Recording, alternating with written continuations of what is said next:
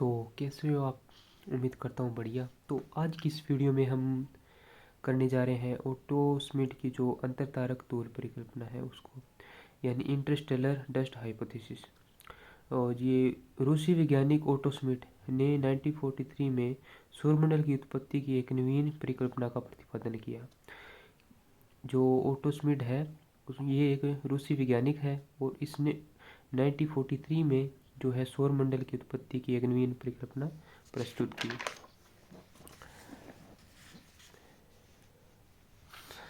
अब इस परिकल्पना ने सौरमंडल की कई समस्याओं का वैज्ञानिक हल प्रस्तुत किया है।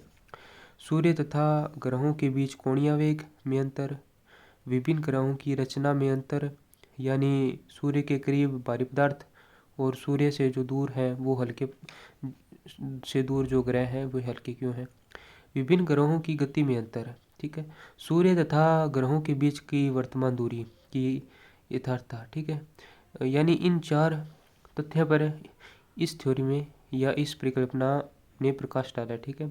सूर्य तथा ग्रहों के बीच की वर्तमान दूरी की यथार्थता। तो स्मिथ की परिकल्पना की सबसे बड़ी विशेषता यह है कि उन्होंने ग्रहों की उत्पत्ति गैस व धूलिकणों से मानी है। स्मिथ ने क्या माना है, जो ग्रहों की उत्पत्ति है वो किससे हुई है? गैस और धूलिकण से हुई है। अब देखिए, आदिकाल में ब्रह्मांड में अत्यधिक मात्रा में गैस एवं धूलिकण फैले हुए थे। ये ओटो स्मिथ का मानना है भी, मतलब आदिकाल में ब्रह्मांड में गैस और धूल के कण है वो फैले हुए थे और इन गैस मेघों तथा धूलिकणों की उत्पत्ति उल्काओं या तारों से निकले पदार्थों से मानी जाती है। यानी ये जो धूलिकण और गैस थे ये किससे बने हैं? उल्का पिंड या उल्काओं या तारों से निकले पदार्थ से मानी जाती है। प्रारंभ में जब सूर्य आकाशगंगा के करीब से गुजर रहा था तो उसने अपनी आकर्षण शक्ति से कुछ गैस मेघ तथा धूलिकणों को अपनी ओर आकर्षित कर लिया, जो सामूहिक रूप से सूर्य की परिक्रमा करने लगे। स्मरणीय है कि प्रारंभिक चरण में धूलिकण तथा गैस अव्यवस्थित रूप से अलग अलग सूर्य का चक्कर लगा रहे थे, ठीक है। तो इसमें क्या बताया है, जब सूर्य है जब आकाशगंगा के करीब से जा रहा था तो क्या हुआ, आकाशगंगा में जो धूलकण और गैस थी वो सूर्य की गुरुत्वाकर्षण शक्ति में आ गई, ठीक है। और वो सूर्य की जो परिक्रमा है वो करने लगे, ठीक है। और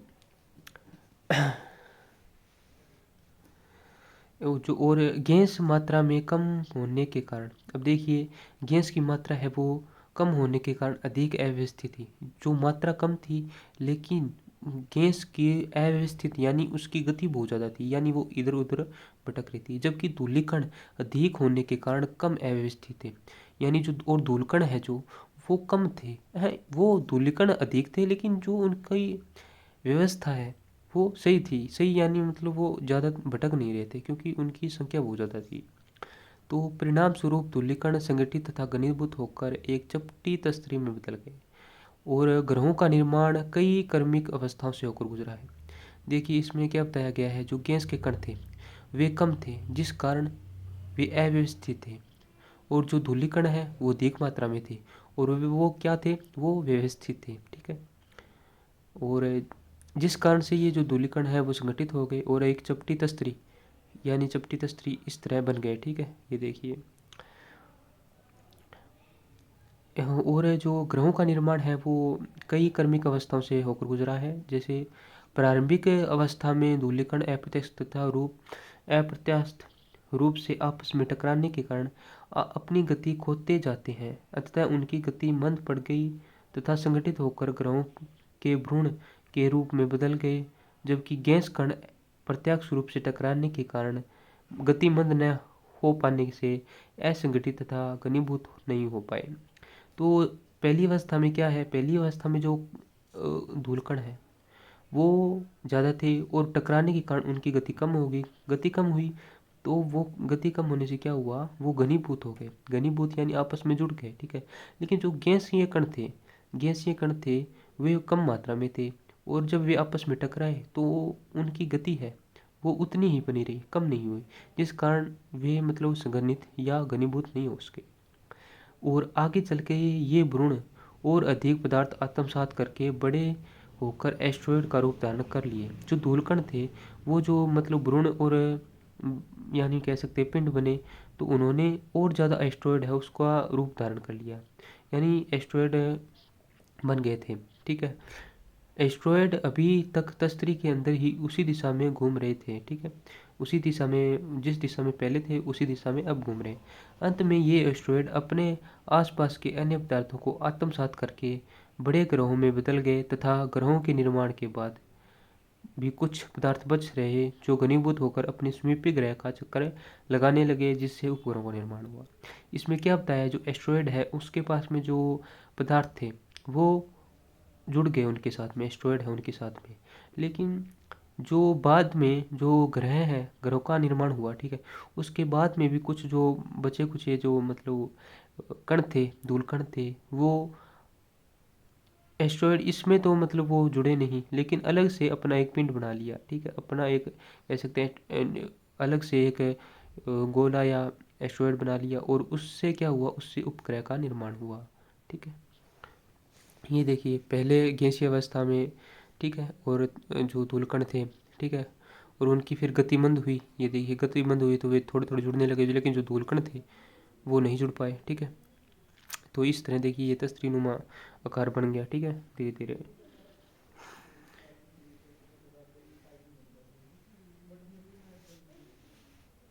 देखिए अब चूंकि ग्रहों तथा उपग्रहों का निर्माण सूर्य से न होकर गैस, मेघ तथा धूलिकण से हुआ है, अतः सूर्य तथा ग्रहों के कोणीय वेग में अंतर होना स्वाभाविक है। इतना ही नहीं, विभिन्न ग्रहों के कोणीय वेग में भी अंतर पाया जाता है। इसके स्पष्टीकरण से गणितज्ञ आधार पर स्मिड ने प्रमाणित किया है कि जिस ग्रह के ग्रहपथ की अर्धव्यास जितनी ही कम होगी, स्मिड ने ये बात याद रखनी चाहिए, ग्रह के ग्रह जिस ग्रह के ग्रहपथ की अर्धव्यास जितनी ही कम होगी, जितनी ही कम होगी, उनकी कोणीय आवेग उतना ही कम होगा। यानी जो ग्रहपथ है उसका जो अर्धव्यास है, ठीक है, तो उसका जितना कम होगा उसका कोणीय आवेग भी उतना ही कम होगा। अर्धव्यास जितना कम होगा कोणीय आवेग भी उतना कम होगा। ठीक है, दूसरा पॉइंट क्या है, सूर्य के करीब स्थित ग्रह भारी पदार्थ वाले तथा दूर वाले जो ग्रह हैं वो हल्के पदार्थ वाले बने। ठीक है, इसका प्रमुख कारण तस्तरी के विभिन्न भागों में सूर्य द्वारा प्राप्त ऊष्मा में विभिन्नता का होना है। बी, सूर्य द्वारा प्राप्त ऊष्मा में विभिन्नता।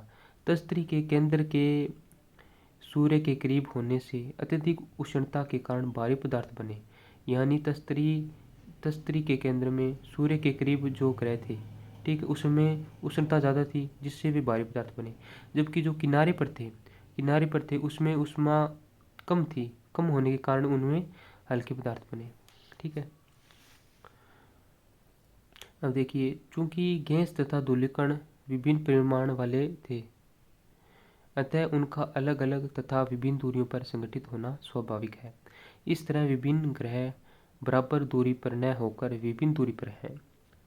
तो इसमें बताया गया है भी जो धूलिकण विभिन्न परिमाण वाले थे, गैस और धूलिकण, तो अलग अलग तरह से थे, तो जो उनकी दूरी भी है, ठीक है, उनकी दूरी में असमानता पानी एक असामान्य बात है, सामान्य सी बात है, मतलब असामान्य नहीं, यानी उनमें विभिन्नता पाई जाएगी, क्योंकि कोई नियम के अनुसार तो वे आपस में जुड़े नहीं। ठीक है, वो जहाँ पर एस्टेरॉयड थे, जहाँ पर जिसका गुरुत्वाकर्षण ज़्यादा था उसने उतना ही कणों को आत्मसात किया और ग्रह बने। ठीक है, और मूल्यांकन देख लेते हैं इसका। स्मिथ की परिकल्पना यद्यपि वैज्ञानिक तथ्यों का सहारा लेकर चलती है, परंतु उसमें कुछ दोष भी मिलते हैं।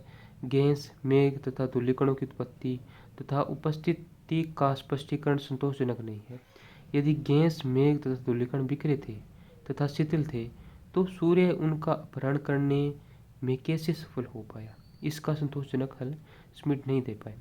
तो देखिए इसमें ये थोड़ी कमी भी है स्मिथ की, लेकिन जो इसकी परिकल्पना है ये ठीक है वैसे काफ़ी। तो हम थोड़ी रिवीजन कर लेते हैं इसकी। तो क्या है ओटो स्मिथ की अंतर्तारक परिकल्पना, यानी इंटरस्टेलर डस्ट हाइपोथेसिस। रूसी वैज्ञानिक था और इसने 1943 में सौर मॉडल की उत्पत्ति की एक जो परिकल्पना दी थी 1943 में। ठीक है, इसने जो समस्याएं थी, इसमें जो 4 समस्याएं थी भी, कोणीय वेग ग्रहों का, ठीक है, सूर्य और ग्रहों का, उनमें अंतर जो, और जो विभिन्न ग्रह हैं अलग अलग जो पदार्थों से बने हैं वो किस तरह बने हैं, विभिन्न ग्रहों की में गति और दिशा में भी परिवर्तन या कह सकते हैं उनमें अंतर पाया जाता है, वो कैसे है, इस पर प्रकाश डाला है। और इसमें सूर्य तथा ग्रहों के बीच की वर्तमान दूरी के यथार्थता का भी बताया है। तो इसने माना है कि मतलब जो ब्रह्मांड में गैस एवं धूलिकण फैले थे, ठीक है, आदिकाल से ही, ठीक है, और ये जो धूलिकण थे, ठीक है, ये एस्टेरॉयड या उल्कों तारों से बने थे, ठीक है। और जो सूर्य जब आकाशगंगा के करीब से गुजरा, ठीक है, तो उसने क्या किया, बहुत से धूलिकण और गैस को आत्मसात कर लिया, ठीक, और अपने साथ ले लिया, ठीक है। और क्या हुआ, जो गैस होती है उनकी मात्रा कम थी, लेकिन जो धूलिकण थे उनकी मात्रा ज़्यादा थी, जिसके कारण क्या हुआ, जो गैस है वो अव्यवस्थित थी और जो धूलिकण थे वो व्यवस्थित थे, उनके टकराने से वे आपस में जुड़ गए और ग्रह का निर्माण हुआ। लेकिन गैस जल्दी से आपस में जुड़ नहीं पाई, यानी घनीभूत नहीं हो पाई, जिस कारण वे उनमें काफ़ी टाइम लगा, ठीक है। तो इस तरह इसने मतलब ग्रहों के निर्माण के लिए 4 वो अवस्थाएं बताई हैं। पहली अवस्था में तो यही बताया है भी घनीभूत नहीं हो पाई गैस, और जो कण है धूलकण वो घनीभूत हो गए और आत्मसात करके जो एस्टेरॉयड का रूप धारण कर लिया फिर, ठीक है। ये एस्टेरॉयड जो पास के जो कण थे उसको और आत्मसात कर लिया, जिससे इनका आकार बड़ा हो गया। और ग्रह के पास जो ग्रह, अगर ग्रह यानी ग्रह का निर्माण पूर्ण हो गया, उसके बाद में ग्रह के पास भी कुछ धूलिकण या गैस कह सकते हैं बच गई थी, और उनमें भी फिर आत्मसात हो गया, अलग से आत्मसात हो गया, ठीक है। और वे जो है ग्रह की परिक्रमा करने लगे, जिस कारण से उपग्रह बने, ये इसमें ने बताया है। और फिर बताया है कि मतलब ग्रहों के निर्माण सूर्य से न होकर गैस तथा मेघ के जो धूलिकण हैं उनसे हुआ है। और इन्होंने बताया है कि मतलब गणितीय आधार पर बताया है कि ग्रह के पथ का अर्धव्यास जितने ही कम होगी, ठीक है, भी जो ग्रह का ग्रह पथ है उसकी अर्धव्यास जितनी कम होगी उसका कोणीय वेग भी उतना ही कम होगा, ठीक है। ये थोड़ी अच्छी बात कही है और याद करने वाली है। तो अब देखते हैं, सूर्य के करीब भारी पदार्थ हैं, इसका भी हमने पता कर लिया कि क्यों है ये, और सूर्य के करीब, सूर्य से दूर गैसीय पदार्थ क्यों पाए जाते हैं, इसका भी वर्णन किया स्मिथ ने।